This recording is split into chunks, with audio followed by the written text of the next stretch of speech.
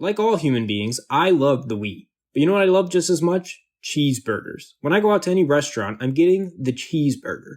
It doesn't matter where I am, it doesn't matter why I'm there. I will have one cheeseburger, please, possibly more. On my first date with my wife many years ago, I took her out for cheeseburgers. I tell you all this to say that cheeseburgers are very near and dear to my heart.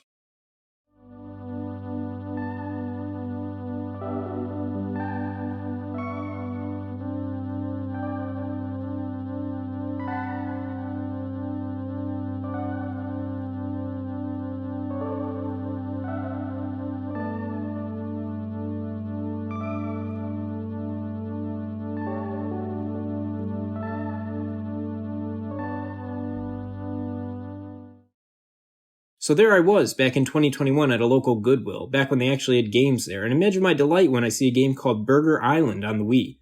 Now when you look at this game, you probably think it's just another piece of cheap shovelware that the Wii is notorious for, and you're probably right. But I look at this, and I see Papa's Pizzeria. If you're not a real gamer and don't know what that is, Papa's Pizzeria is an online flash game. It spawned a variety of sequels from Papa's Burgeria to Papa's Cluckeria, and they were very popular on the website coolmathgames.com. Now, if that name isn't familiar to you, don't worry, I hear it's spaghetti and shuffleboard night at the retirement home. I'm sure there are a million more restaurant management sim games besides the Papa's games, but they're the ones I'm familiar with. But growing up, my computer couldn't really run any of these online games. I could really only play simplistic disk-based PC games like the ones found in cereal boxes. Besides that, it was Microsoft Word 98 making cool word art and MS Paint. Online flash games were a no-go if I wanted to play at speeds faster than a PowerPoint presentation. That being said, I still did play them at said PowerPoint presentation speeds. I give you this background because in my opinion, just the nostalgic feeling I get when playing this game and looking at these animations makes it a worthwhile hidden gem to me. I'm not even sure if this was actually a Flash game. It originally was on PC at first, and my research seemed to indicate that it was, but I can't say for sure. Even if it's not, it captures the aesthetic of the Flash game era perfectly. I mean, just look at this animation.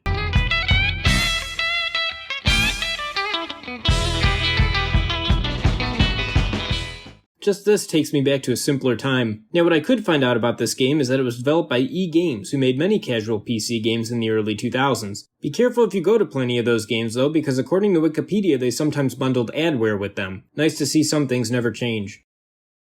When you start the game, you get 3 difficulty options to choose from. If you're playing by yourself, I'd go normal or hard mode. If you're playing with another person, definitely use hard mode because it'll be more fun.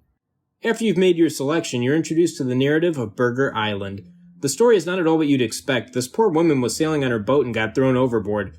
Miraculously, she escaped death and woke up on an island with no memory of who she was. When she finally meets up with other people, instead of contacting the police, they make her work at their burger shop in order to afford food and shelter. Later on, they full-on give her the restaurant, which sounds generous at first until you consider that it is mentioned several times that the island they're on is pretty much deserted, so this lady probably gained more liabilities than assets. She also met this grumpy waiter who basically walks you through the tutorial. All you have to do is fill up orders at the top of your screen using an ever-increasing amount of ingredients. If you take too long to complete the order, it'll disappear and you'll lose money, and you have to make a certain amount of money to make it to the next stage. This is the gameplay loop you'll be doing for the whole game. This starts out very simple. A little too simple. The first 30 minutes of this game is painfully easy. I played through on normal mode for my playthrough, so again, I recommend playing on hard mode if you're playing co-op.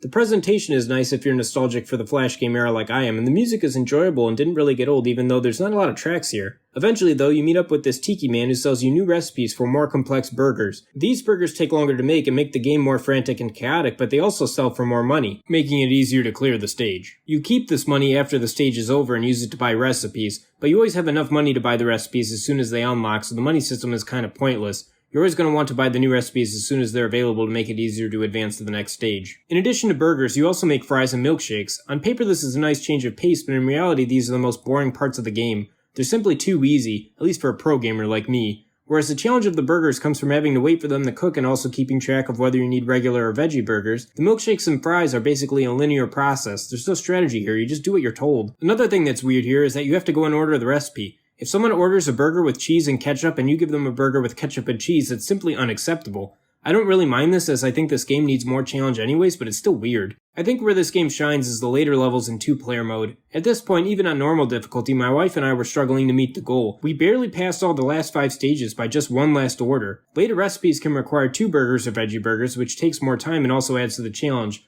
I like the later levels in 2-player, but I couldn't help but feel like this game missed a big opportunity in co-op mode. What I think this game needed to go from a good co-op game to a great co-op game is the mechanics from Super Mario 3D World. In Super Mario 3D World, you and whoever you're playing with all work together to reach the end of the stage, but while you're doing this, you're simultaneously competing to see who can get the most points, and at the end, whoever has the most points gets this purely cosmetic crown. The crown and point totals don't change any of the other mechanics of the game, it's just there so you and whoever you're playing with can mess with the other players just enough to try to get more points, but not mess with them too much where you don't pass the stage. It adds a really fun competitive vibe to an otherwise purely cooperative experience. I think if Burger Island had a scoring system where you were competing for who could do the most orders, it would enhance this as a party game. Another issue here is that after beating the game, I couldn't see an option to go back and play a previous stage besides the final one. It's no big deal to me as the last stage is a burger stage and I don't really like the fry and milkshake stages anyways, but still, this is weird. The game ends not with the woman being reunited with her family and remembering who she was, but instead with the Tiki Man making her chief because of how great she can cook cheeseburgers. And that is the tale of Burger Island.